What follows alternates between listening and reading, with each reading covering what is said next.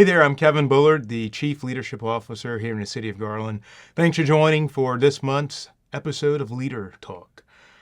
Before I introduce our guest, I would like to say thank you for watching this. You certainly don't have to, so I do appreciate that you take the time to watch it, and also that you take the time to send me text or emails or team messages letting me know that what our guests have said has been helpful to you. As a matter of fact, a couple of weeks ago, I heard from someone in an apartment who said that he was watching one of these episodes and he was encouraged to put in for a promotion in his department.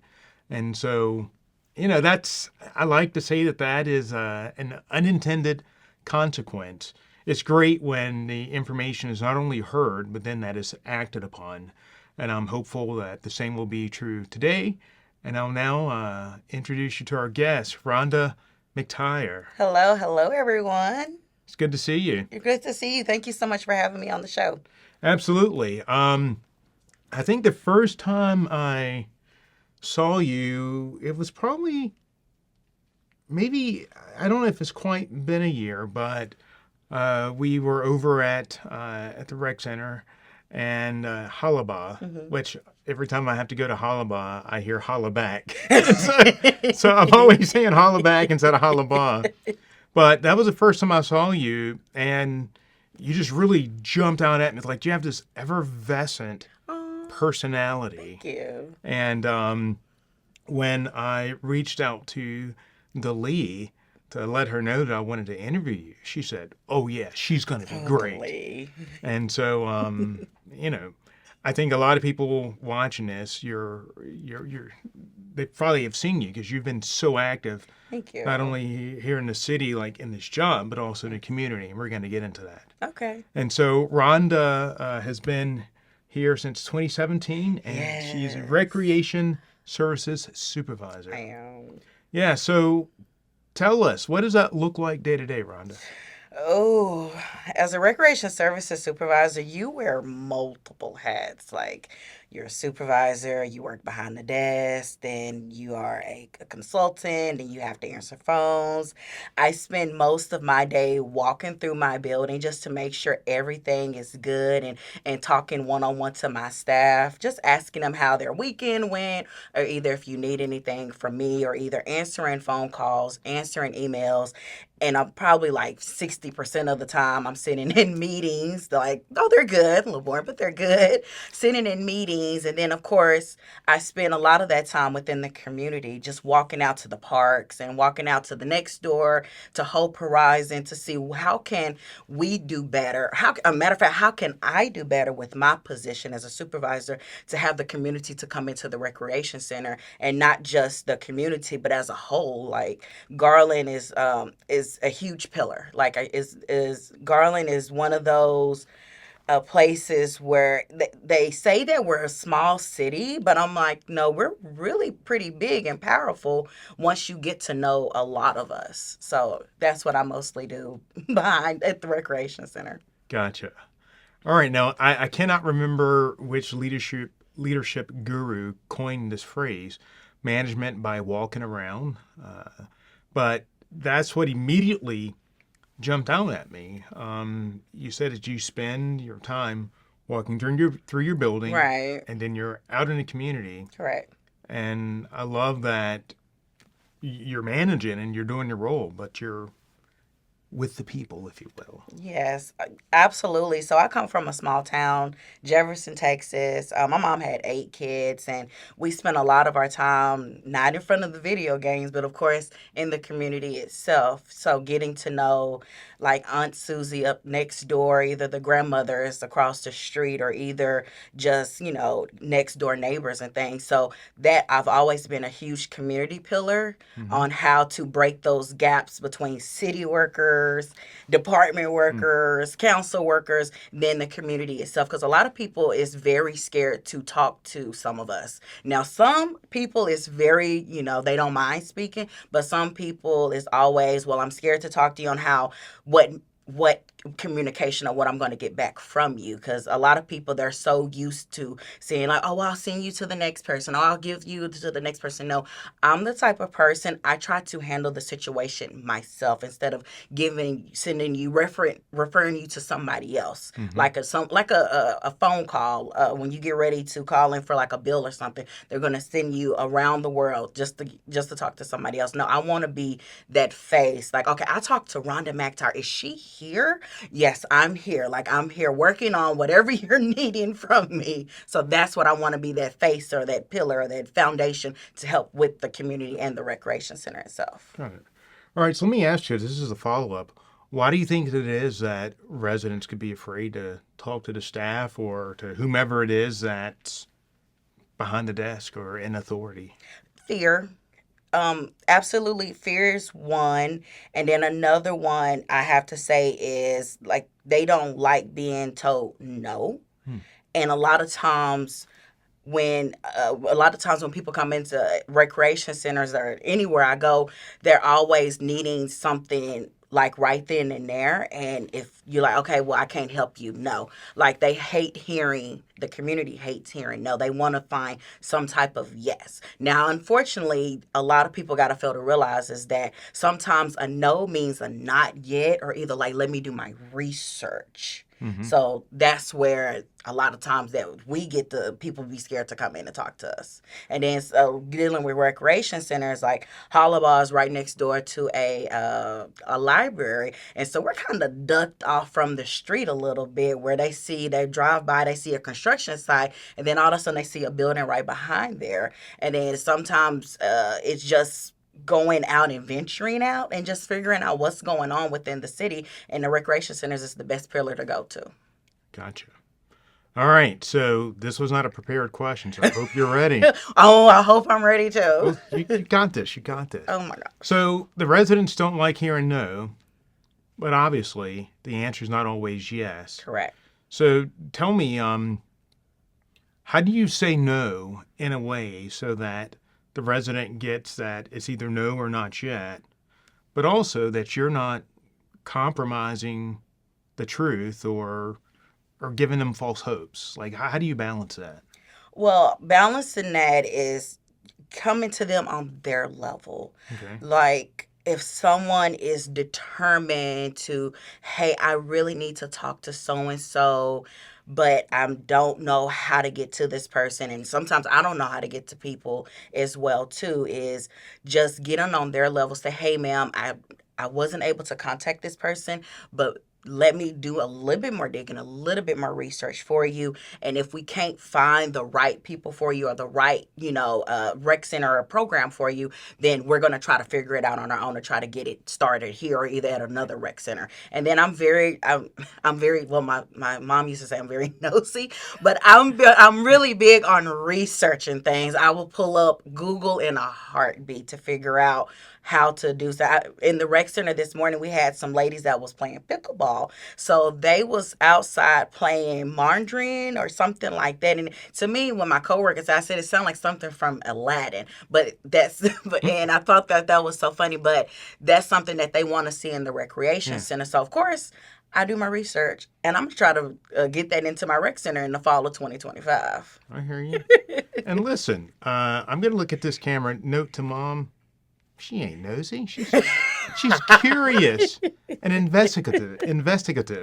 Is that even a word? Look, it's a word today. It is now. All right. Well, that's good. I love how you're taking like what they're interested in and finding a way to make it happen if it fits in, and it sounds like that it does. So that's great.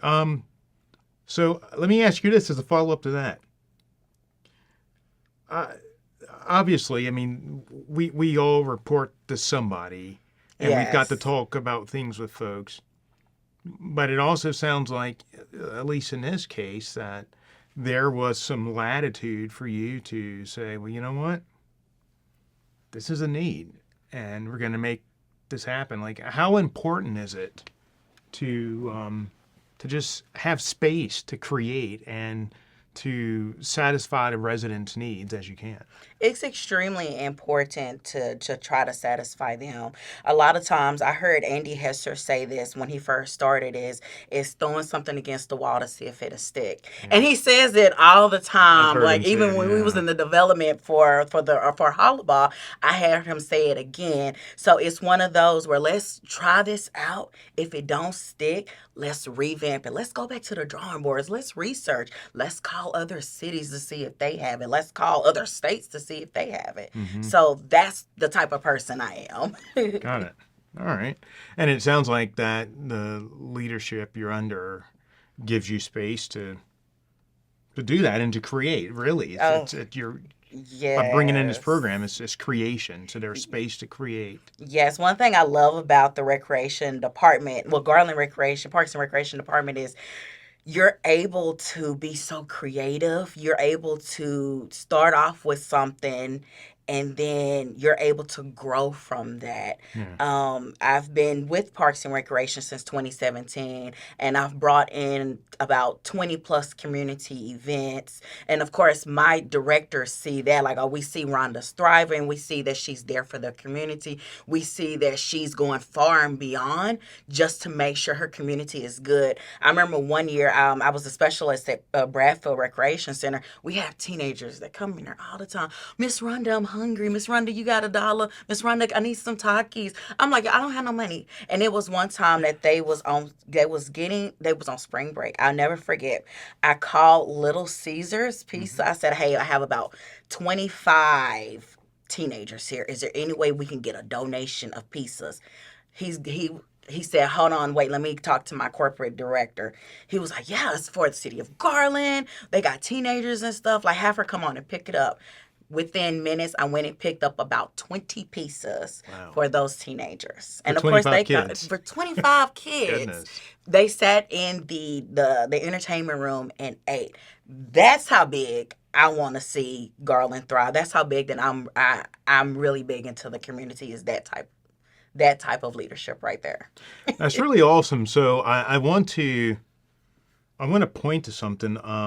There was a commitment that led to you calling Little Caesars and making that request, which was a breakthrough. Something happened that wasn't going to happen, which was Correct. 25 free, hot and ready pizzas. Hot and ready.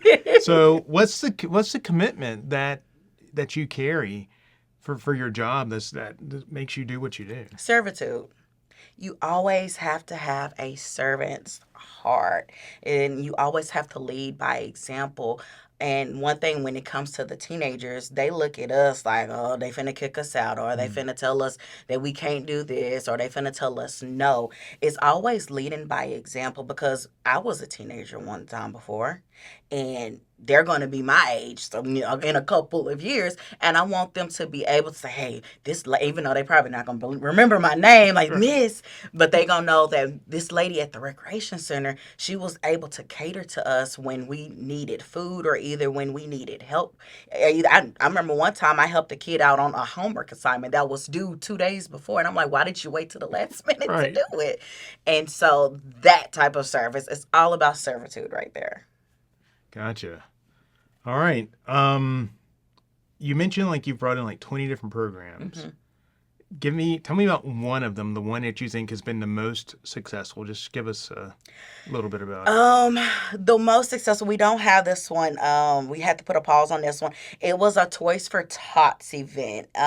We actually partnered with the Marine Corps and was able to get toys donated to the recreation center. I was able to cater to about 250 plus families from all the way 2017 to 2021. That's one of my biggest things that I brought in. Of course, the end of summer bash, the back to school bash, and then with those two events, I was able to get a grant from Walmart just to produce that event because it took a village and money to get it Yeah. all together. So you sound like you work for a development department somewhere, right? Or like advancement at a university, know. like with donations. That's really great. I mean, it's great that you've been able to just really tap into our community and get funds Right. from companies. So that's awesome. So answer this for me, Rhonda. Who has had a significant influence on Ooh. you in terms of how you lead and how you view leadership? Who's had a significant influence? It's a couple of people because it definitely takes a village. But one of my favorite workers that I've known since 2013, it's been that long, is Jesse Johnson. He's a recreation manager at Fields, and he's helped me on my way, especially when I first had left Parks and Rec and got back into Parks and Recreation. Okay. He was able to help develop me into the recreation supervisor I am today with being wise, being patient, learning to lead by example, and then just relaxing when others want to just explode in your face. Hmm. He's definitely has been a huge pillar in my life and in my success in my career. Gotcha. Shout out, Mr. Jesse Johnson. That's great. All right. So this might be a good time to ask this one. So leadership, as you know, is fraught with difficulties from time Ooh, to time. yes. So tell me about a time when you had to lead courageously and authentically, even if it may have been uncomfortable or unpopular. Just tell us what happened and what you were feeling and how you led anyway. Oh my gosh. So March 2020, I became a supervisor during the pandemic. Okay. So I'm what you call the pandemic supervisor. I had not heard that before, Yes. but I get it. I Oh get my it. gosh. Literally, when I found out I had got the promotion from Albert, like maybe 72 hours later, he was like, "Hey, you're gonna have to really close. Everyone's closing the rec centers down because of COVID." So we spent April and May at the house. So now I'm a brand new supervisor. Really didn't have the guidance and training like I wanted to Mm-hmm. because we wasn't in the recreation centers, and trying to supervise at my house with about 10, 15 staff was very hard. And then the last supervisor that was in that position, she was in a position about 12 years, that they were so dedicated to her. All I heard was like, that's not how the other supervisor did it. I don't want to do it like that. And that was a huge thing for me on being a supervisor. And I finally sat down and said, Rhonda, write down expectations, write down goals, write down what's new that's getting ready to come to the recreation center. So spoke to all of my staff as soon as we got back in the building in June. You can't, Rome wasn't built in a day. So as a supervisor, you can't expect to have everyone know you within a day. So you have to learn them as you go. So it took me about almost 2 years to get to know my staff, one-on-ones with my staff, help build old ways down and bring in new development. And of course, a lot of people left because they were so with the old ways. And I'm like, no, this is a brand new year. Let's try to broaden our horizon. And it was just so tough for me in that position as a supervisor for 2 years on how you know, um, to get on the same level with my staff. And then of course some of them I was friends with. Like, I don't see you as a supervisor. I'm like, oh boy. And they still see me on their friendship level. Sure. But we learned how to, of course, I ended up losing some people, but I also ended up gaining more respect as a supervisor because I stood my ground. I love that. There's so much in there. Oh, so much. There's so much in there, and we don't have time to unpack it all. But I do want to just highlight a few things. Number one, you hadn't done anything wrong. It's that their former leader was beloved, and so it's perfectly normal for them to be like, well, that's not how we did it.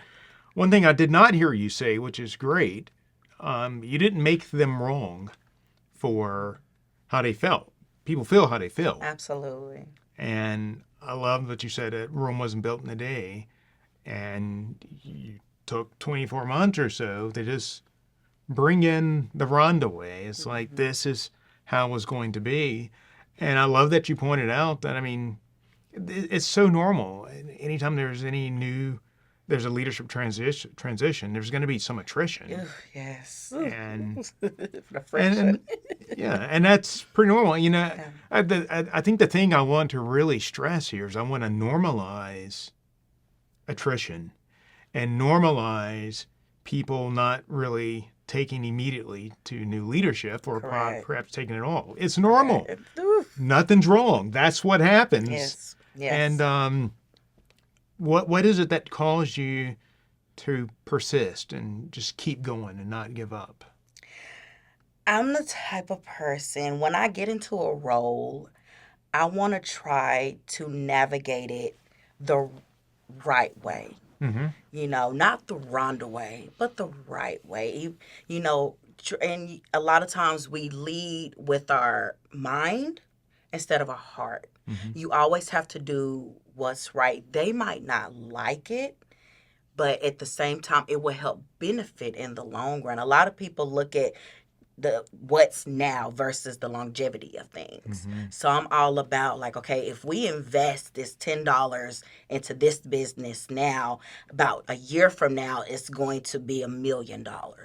So that's what I look like. The rec center now, I was there 2 years. We went down for renovation for 2 years, and now I have a whole new recreation center that is thriving.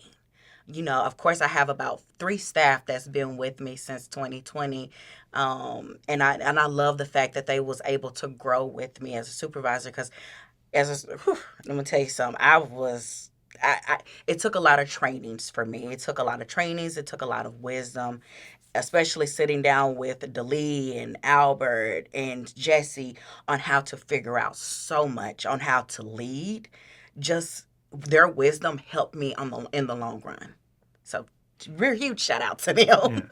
Well, I'm glad you said that because that's where I was going next. So, tell me about a leadership mistake you've made and what you learned from it. Ooh, a leadership mistake I made was having not knowing boundaries as a supervisor and as a Mm. friend. So, when I decided to keep my personal life personal and keep my business life business, that's when things started to flow. Yeah. And it flowed very well. And of course, a lot of people didn't wasn't on the same train as me and wouldn't understand it. But I can't expect everybody to be on the train with me. A lot of times, things comes with expirations. People come with expirations, jobs come with expirations, and it's all about pivoting at the same time. You're getting all deep. Yeah, I love that. So these boundaries, like, because I remember you said earlier that some of these folks were your friends Mm-hmm. when you became supervisor. I remember an earlier episode of Leader Talk, we were talking with a Uriel from sanitation, and Mm-hmm. when he was in the military, he got promoted, and so he was leading some of his friends. But I love the fact that you talked about just knowing the boundaries, and then I'm going to guess that knowing the boundaries is not quite enough. They have to be enforced as well. Yes, have to stand ground on it. Because if you don't stand ground on your boundaries, people is going to kick mud over you or kick dirt over you. And then pretty soon you're going to find yourself overwhelmed, stressed, and wanting to quit. You never want to get to those 3 areas at all. You have to find peace in all 3 of them, even Mm. if it's cutting something off that does not align with the business that or the job that you're at. Yeah. That's really good. There's a book called Failure of Nerve by Mm. a guy named Edwin Friedman. And one of the strong tenets of the book is he talks about the leader's presence Mm. and how the leader's presence and the leader's being is more important than the mechanisms and the tools that the leader has that he or she can employ. Mm. And that's what I hear, like just the way you are being as a supervisor, like in the present and just knowing where the boundaries are Correct. and then enforcing them and just standing in that place. And it It's just something when a leader stands in their leadership role, Correct. when they, I mean, not even like doing stuff, but just standing Hmm. in their role, it causes a reaction around them. Hmm. Um, was there anybody who maybe didn't like you during that time period and they've now come around and things are good because they've gone from, oh, this is Rhonda, I know Rhonda, to, oh, this is Rhonda and I report to Rhonda? Hmm. Absolutely. A lot of people now look at me, especially when it comes to the recreation center, is that once Rhonda stands on business, she's not moving.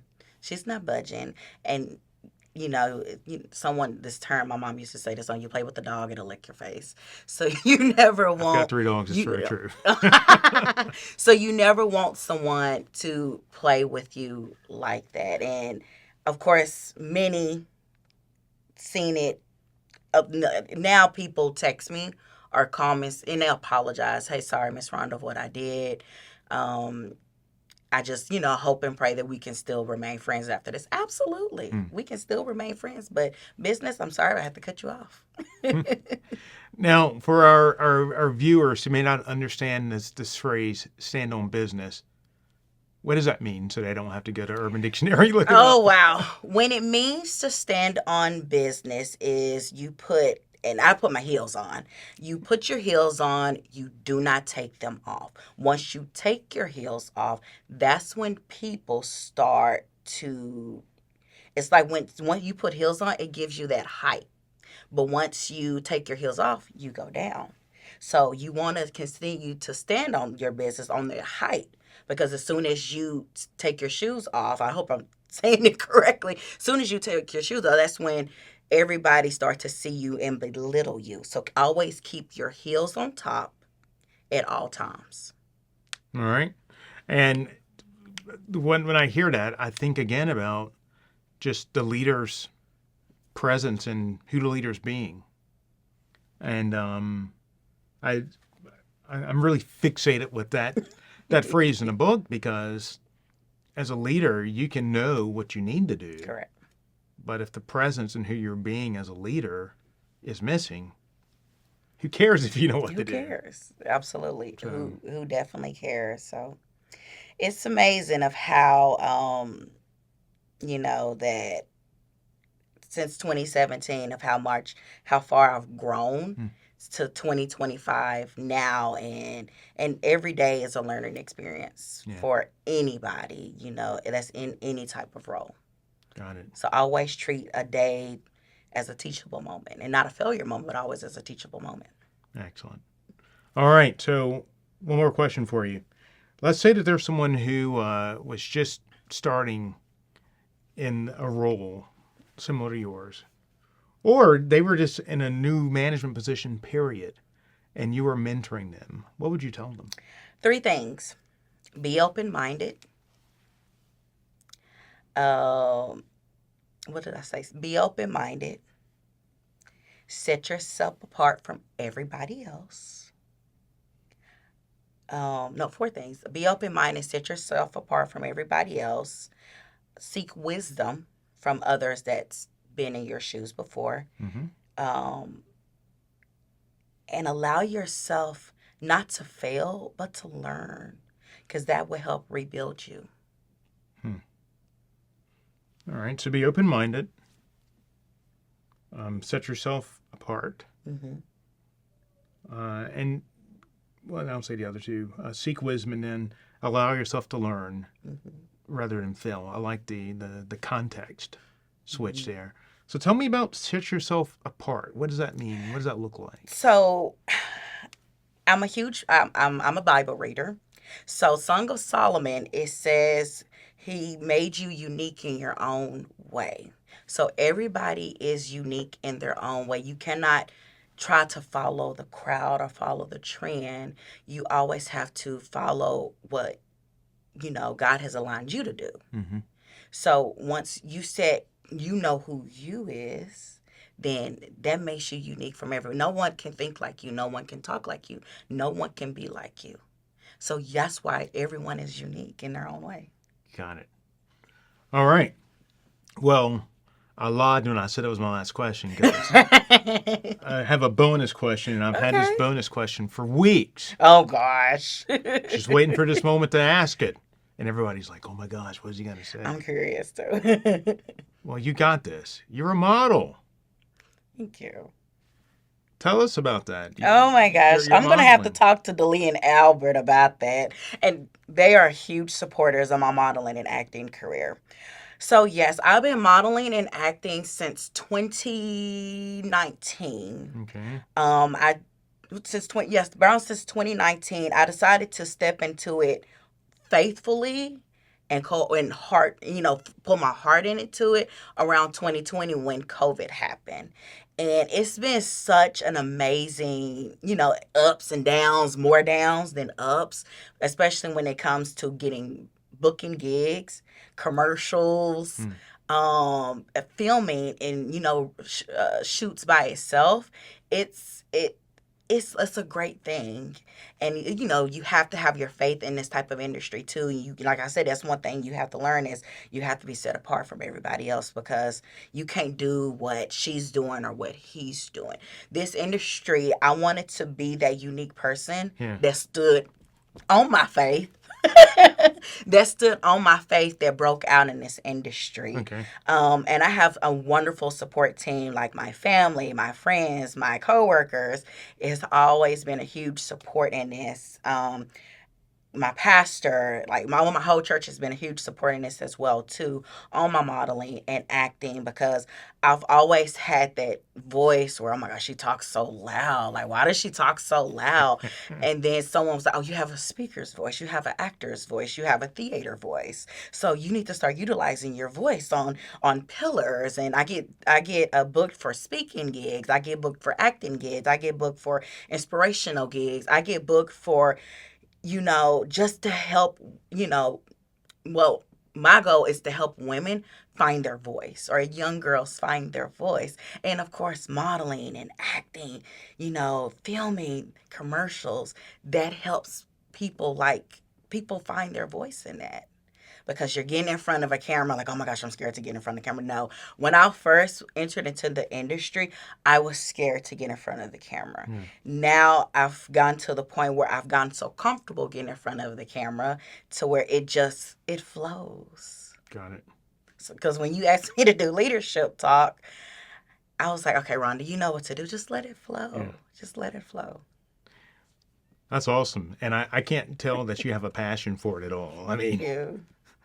I it's do. I just- love it. yeah, I love that it's modeling. quite obvious. Yeah. Thank you. Well, good. All right. Well, thank you for sharing that, Oh, thank you. because you Anytime. did not know that question was coming. I sure didn't. That was the bonus. I sure did not. Indeed. All right. Well, thank you, Rhonda, and you. thank you for taking the time to join us today. I'm hopeful that you heard something that is going to be helpful to you. And as Rhonda and I were saying, it's not enough just to hear it. Put into action, even if you feel nervous or you feel some fear in doing it. Be a contribution. Whatever limiting story you may have that's going to keep you from getting into action, I encourage you to think about what you're committed to, and then just cause a breakthrough, something that was not going to happen without you having a shift in the source of your leadership. So thanks for being here. Thank you, Rhonda. Thank you for having me, Kevin. You're welcome, and we'll see you next month for another episode of Leader Talk. Bye, everyone. Bye-bye.